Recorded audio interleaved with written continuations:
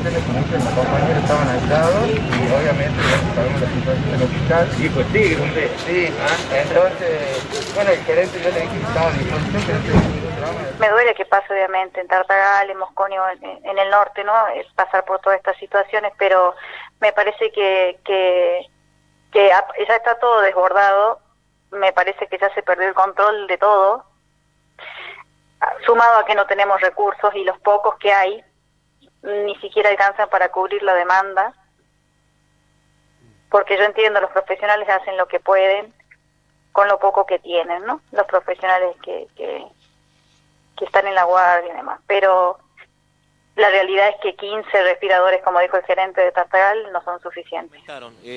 Pero no es cierto, no es así. El Hospital Juan Domingo Perón, desde que asumí, tengo la responsabilidad y tuve la responsabilidad de ponerlo en condiciones.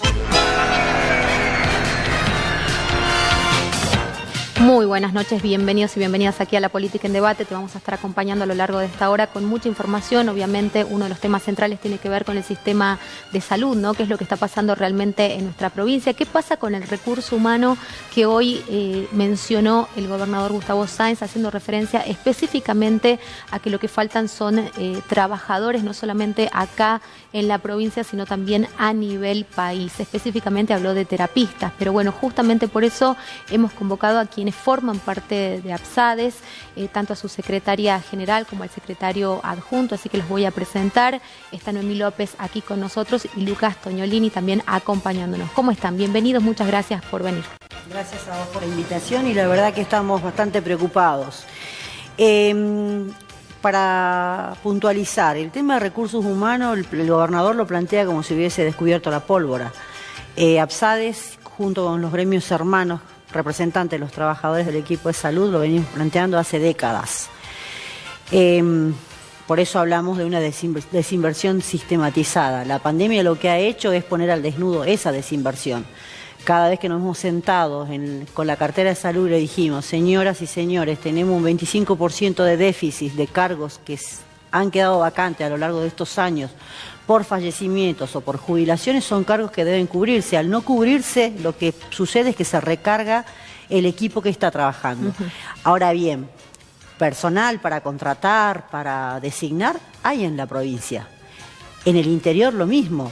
La condición sine qua non es que se generen las condiciones necesarias, dignas, para que los compañeros deseen ir al interior como se hacía hace 30 años atrás, donde vos tenías acceso a una vivienda, programas quinquenales de vivienda, en donde barrios profesionales, en donde los propios compañeros podían pagar su vivienda, tenían un sueldo digno, guardias que no significaran sacrificarse 3 veces a la semana o hacer una cantidad aberrante de guardias y después sufrir un impuesto a las ganancias, garantizar el colegio para los chicos como se hizo durante años atrás, que dio muy buenos resultados y que significaba que los compañeros y compañeras se radicaran y pudieran también tener acceso a la capacitación desde el propio ministerio. Por eso implica inversión. Claro, o sea que el recurso humano existe, digamos, no Así es que es. no hay profesionales que estén preparados para desarrollar esta tarea, sino que en realidad no se estaría destinando, no se estarían brindando las condiciones necesarias para cubrir esos puestos que, como vos decías, Noemí, se hacen evidentes con la pandemia, ¿no?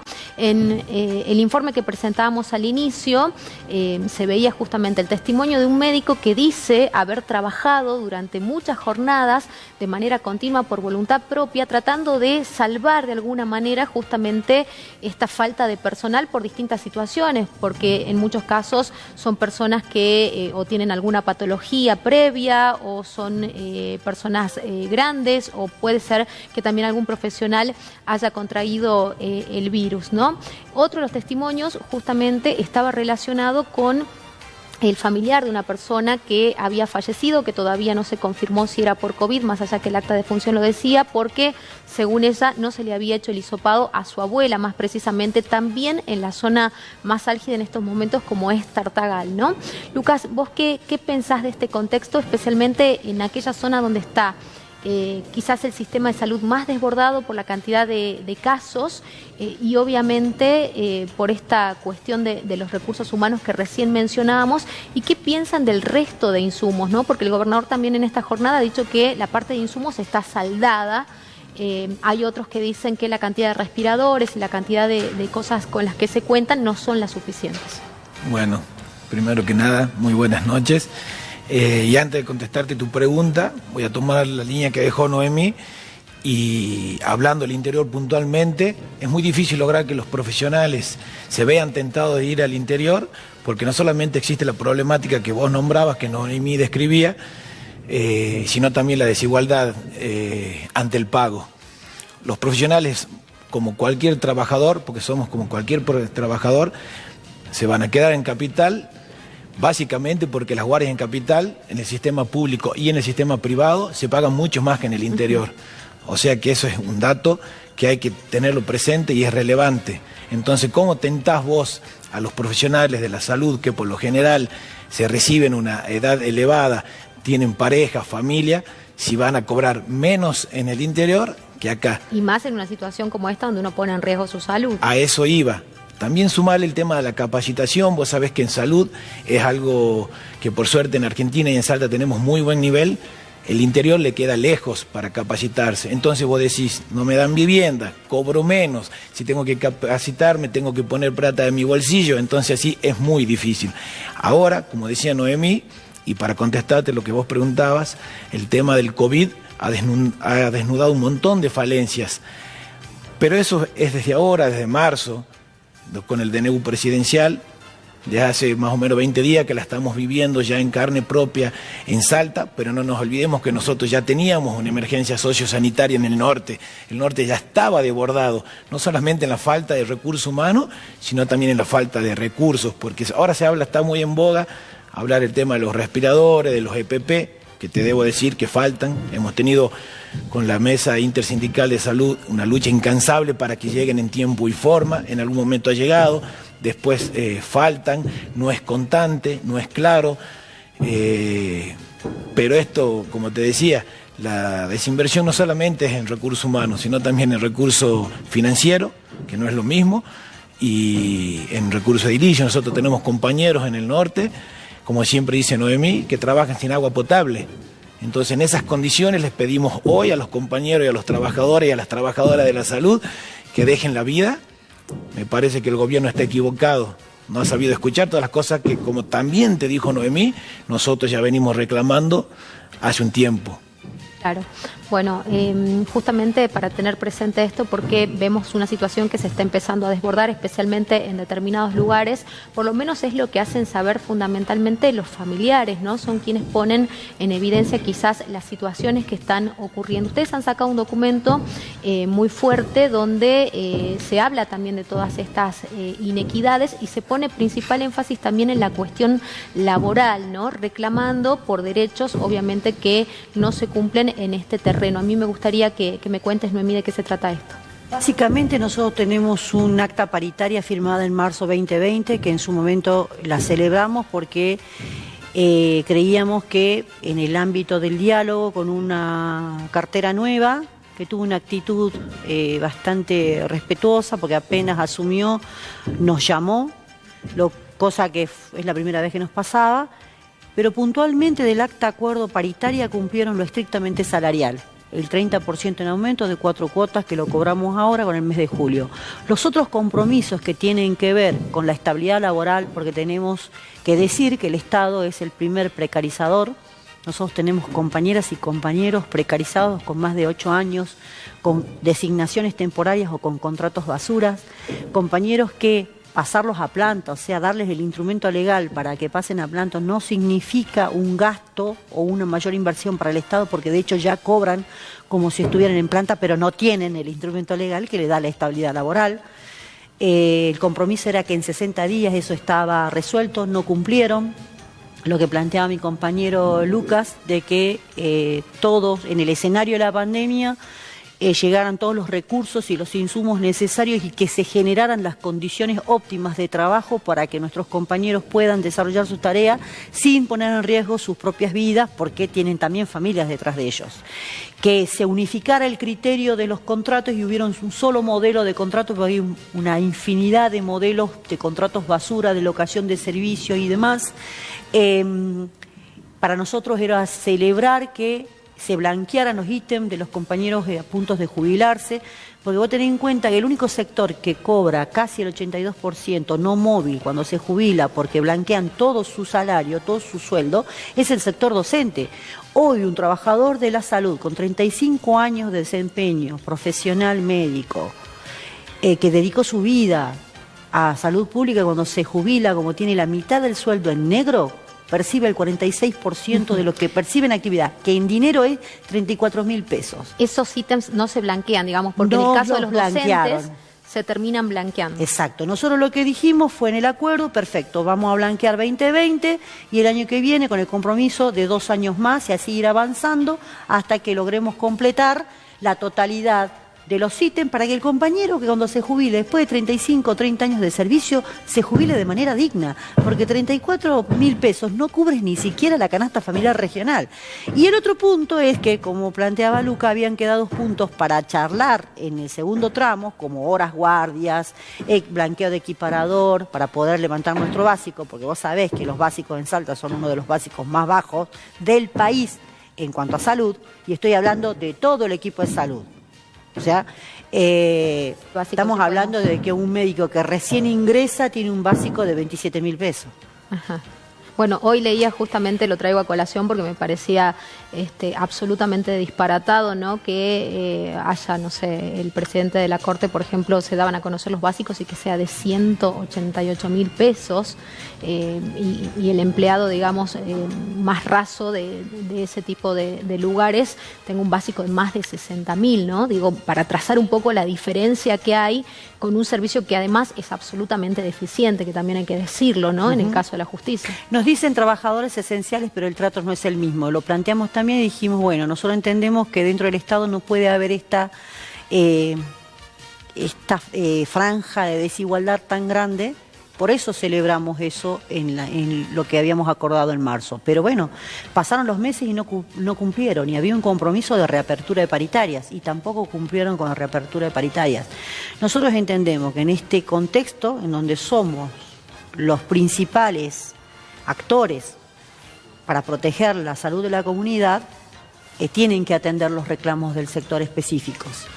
Y no podemos partir del no cumplimiento de la palabra empeñada. Más cuando Nación ha mandado más de 1.700 millones de pesos y ahora, yo te mandé un documento, lo mandamos ayer, que nos mandaron nuestros legisladores, un convenio que se firmó hace 20 días de más de 200 millones en dólares para atender la pandemia y me decís que recién ahora tenés un problema de recurso humano.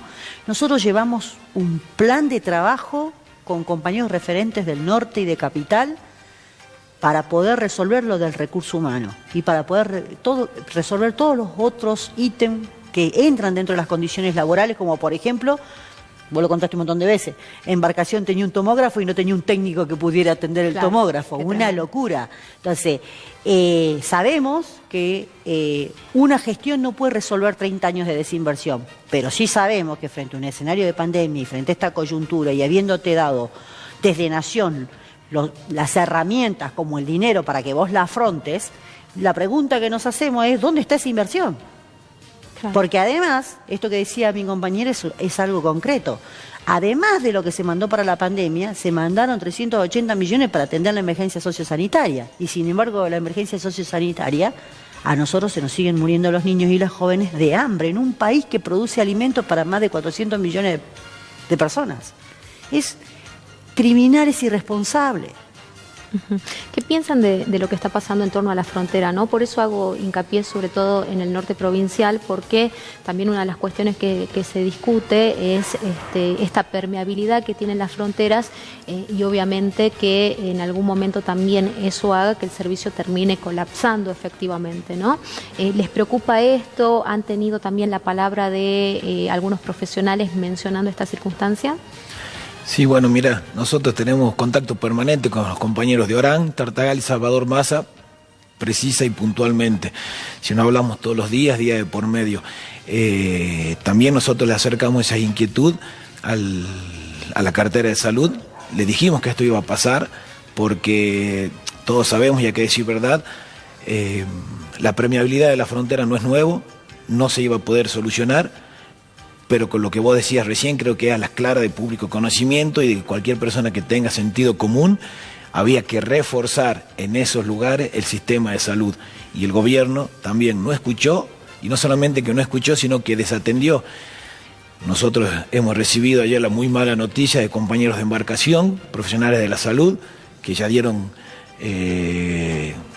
positivo al hisopado del COVID, precisamente en Salvador Maza, y no es que esto se está por desbordar. Nosotros ya tenemos la certeza, confirmada por nuestros compañeros, que son los que están todos los días trabajando, y no desde ahora, sino incluso desde antes del COVID, que a mí me gusta repetirlo porque ellos ya trabajaban en la emergencia sociosanitaria, que estamos desbordados. El gobierno también desatendió, no solamente no cumplió lo firmado, o sea, o como se dice en la calle, no cumplió su palabra en cuanto al acta paritaria, no cumple con escuchar, atender a los que estamos desde hace mucho en esto, no por Noemí o por mí, sino por muchos otros compañeros que dejan la vida todos los días y en estos lugares que yo te nombraba. Y esto, según nosotros entendemos y creo que va a suceder, el colapso va a llegar en forma similar a lo que estamos viendo en Jujuy, en Bolivia o en otros países, porque la verdad que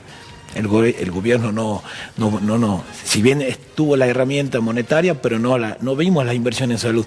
Así que el recurso material está, porque recién decíamos que se pedía por el recurso humano, ¿no? Ustedes hablaban de cifras obviamente muy onerosas, que han sido aportes de nación para ayudar a sobrellevar todo esto, pero se adquirió el resto de cosas que se necesitan. Se hablaba de respiradores, sé que mañana 20 respiradores más también se va a tener acá en la provincia, pero siempre cuando pensamos esos números pensamos en cifras muy acotadas, ¿no? Cuando nos hablaban de 15 respiradores en Tartagal para hacer un hospital de referencia, digamos, pensamos en algo muy limitado dada la dimensión y este contexto que estamos viviendo. Efectivamente, ese es correr el eje. Los respiradores son necesarios. Se nos dispararon los números, ellos dicen seguimos con transmisión por conglomerado porque no quieren aceptar que ya estamos hablando de circulación comunitaria. En fin, ambulancias que las han llevado a que las refaccionen y las careteen, que son nuevas. Ambulancias en donde las llevan ambulancias de alta complejidad. Ambulancias de alta complejidad y de baja complejidad, y ambulancias como Mosconis, concretas, nuevecita, sin seguro, una sola, en un hospital, ¿no?, como el área operativa 28, que tiene que atender todos otros lugares satélites y centros de salud, que en 15 días tuvo un accidente y no la repusieron. Los compañeros del SAMEC te dicen, ya acabo de llevar un COVID positivo, y después me dicen que en la misma unidad traslade personal del equipo de salud. Entonces, no están invirtiendo las cosas como corresponden. Es decir, yo decía, lo escuchaba el gobernador, Tartagal está funcionando con un servicio de neonatología con 4 neonatólogos, no, necesita 14. El laboratorio central de Tartagal necesita 13 bioquímicos, trabaja con 8. La terapia de Orán trabaja con 4 terapistas y necesita mínimo 8. La Guardia Central del Hospital de Orán estuvo durante 8 años con 8 profesionales en el aire. Recién les hicieron el contrato, no designación, este año cuando estalló la pandemia. Y así te puedo enumerar en diferentes lugares, primer nivel de atención. Lo mismo, ni gasas, techos que se te caen, Misión Chaqueña sin agua potable, un solo profesional para atender todo Misión Chaqueña. Alto de la Sierra, un solo profesional. Me mandás 2 odontólogos a Cafayate cuando yo ya tengo 6 designados, sin contrato, cuando tengo gente precarizada, y no me mandás pediatras y médicos clínicos, que es lo que necesita el lugar. Nosotros fuimos con una planificación concreta, se necesitan en estos y en estos servicios, en tal y en tales hospitales, para que vos puedas afrontar esta situación. Y no escucharon. Entonces, lo que nos parece más grave, además de esto que yo te estoy detallando, es que estamos frente a un gobierno que dice una cosa en los medios, pero hace otra, y que no se deja ayudar, que es lo más grave. Porque no podemos tener compañeras como en Mosconi, como la doctora, 48 horas de guardia esperando que venga su reemplazo de Oram. Porque sus otros compañeros, como no se aplicó el protocolo ni el comité de crisis que se había planificado desde el equipo de profesionales, porque pusieron un gerente que es un hostigador y un violentador serial, tenemos 5 compañeros del equipo con COVID positivo. Entonces, esos son los resultados de las malas decisiones y además de un ahorro que para mí es preocupante, porque si no se invierte en lo que se necesita, ese ahorro que vos haces al no invertir donde lo necesitas, ¿a dónde está? Esa es la pregunta. ¿Dónde está? Porque tenemos compañeros que nos pasan los datos y dicen, la terapia acá 4 meses no trabajó, las cirugías fueron reprogramadas, los centros de salud, los compañeros súper explotados porque todo lo que no se atendía en los hospitales fue derivado a los centros de salud, hace 6 meses que no tienen ningún gozo de ninguna licencia porque estamos frente a la pandemia y no se les paga el bono de 5.000 pesos, ¿no? No se le aplican los equipos rotativos para que puedan por lo menos descansar. Compañeros que ni siquiera pueden acceder a los remedios. O sea, van y no tienen ni siquiera acceso a los remedios. Entonces, vos le preguntás, tenés compañero de Gaona, trabaja en JB y trabaja en Gaona y Talavera y te dice, no tengo ni siquiera una técnica para esterilizarme el material. Soy todólogo. Esterilizo, atiendo, doy turno, atiendo odontología, salgo corriendo con mis propios medios porque no tengo movilidad y me voy a JB. Eso demuestra la realidad de la desinversión de la que nosotros hablamos. ¿Cómo va a seguir todo esto? Porque el panorama que ustedes nos ilustran es mucho más grave de lo que nosotros pensábamos o proyectábamos, ¿no? Incluso, como decíamos, por los testimonios de los mismos familiares que obviamente no tienen el detalle de todo lo que puede haber o no en las distintas instituciones.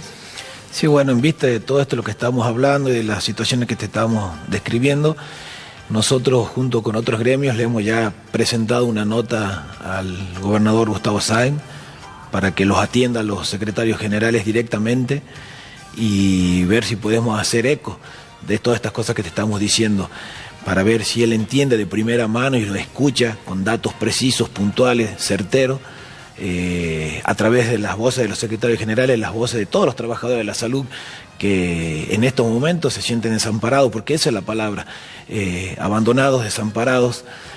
Así que bueno, esperando que nos atienda, que escuche y que tome el toro por las astas y empecemos no a poner parches, sino a planificar y gestionar, ¿no? Que es para lo que eso creo que la gente lo eligió. Bueno, interesante obviamente poder escucharlos y poder conocer más de cerca todo lo que ustedes saben. Muchísimas gracias, Noemí, muchísimas gracias, Lucas, por habernos acompañado. Gracias a vos. Que tengan una excelente noche. Nosotros nos vamos a la pausa, quédate ahí, en un ratito volvemos.